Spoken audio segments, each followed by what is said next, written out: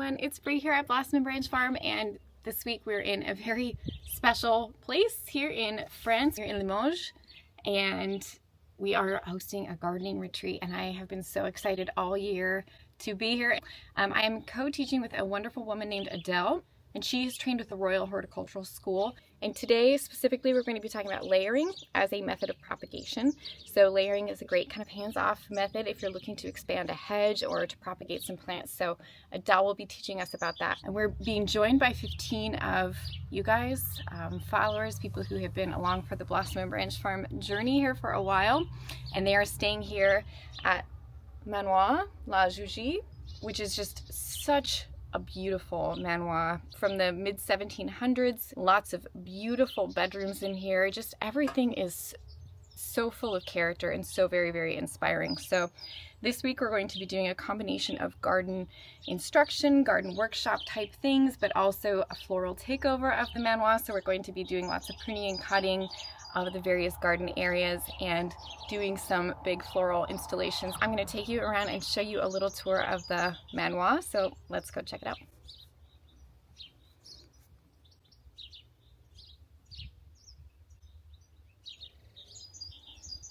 Now, if this looks fun to you, we are doing another one in September. So I'll be tagging down below the website for Limoges and for the gardening retreat if you wanted to join us for the next one in the fall, which is a whole different time of year. Okay, so we are here learning about layering to propagate plants. So Adele is going to be taking us through layering, and layering is a great way to propagate because unlike a lot of propagation like we do from cuttings, layering to propagate is very hands-off. So it's something that we can do in the spring or really kind of at any time of year, but ideally probably before you're getting some rain if you're in a dry climate like me. All right, let's go over to Adele and have her talk us through it. So you can kind of get yourself a free plant that way, with the advantage that it's still attached to the mother plant because you're not separating it, you're bending and burying. And that way you don't really need to worry about it drying out before it produces roots. So you're not going to lose it that way. You don't really need to worry too much about nutrients as it grows because again it's attached to the kind of mother plant, so it's taking all that goodness from the mother plant. And you also, I find you can get a slightly bigger plant more quickly, if that makes sense. If you imagine a cutting, you've often just got like a single stem and you've got to wait for that to root and then it gets a few leaves. So, you know, some take quite quickly, but maybe in the first year you've only really got like a little baby plant out of it that you've got to kind of either decide to plant out and let it fend for itself and see if it takes, or you kind of got to grow it on and then plant it out. But if you can imagine, you know, if we bury this and that takes root, well, the whole time it's busy taking roots, because it's still attached to the mother plant, it will also be growing for the bit you leave above ground. So by the time you come to detach this, which you would have to give it a whole growing season, so probably next spring now. By the time you come to detach this, you might have that much growth above ground that you can chop off and plant somewhere else. So it does happen naturally. We're kind of just borrowing this technique from nature, really. So I'll show you what we're going to do today. Try and pick a stem which, like I say, it has to get into the ground. So you maybe don't pick one right up there and try and bend it down. Try and find a longish one that is flexible enough that it's not going to snap and break as well. Okay, so you're going to dig yourself a little hole. I guess the other thing with this technique to think about, because you're going to have to leave it in for a whole season, you know, have it somewhere where you don't mind the fact that you've got something buried sort of just slightly to the left or the right of your plant.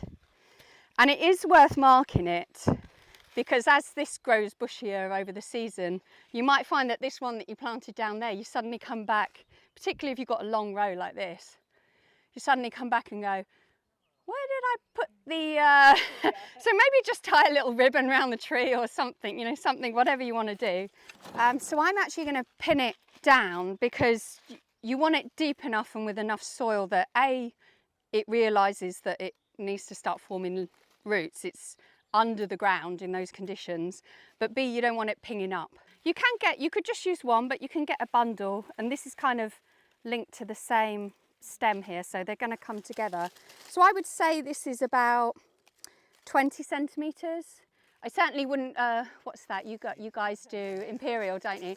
8 inches. I certainly wouldn't go less than 4 inches. I think you need a decent amount. But what you could do is mound, like say you've got very hard soil to dig, or like, I don't know, you come straight down onto chalk or something. I guess you could go at ground level and just mound the soil on top, and maybe put some kind of like something to just contain that soil on top of it, like, you know, some kind of like upside down hanging basket or something, you know, whatever really. One thing you must always do when you're planting is consolidate the earth around the new thing that you've planted. So I like to use the back of my heel because it's kind of the heaviest, like all your weight goes through your heel if you push down like that.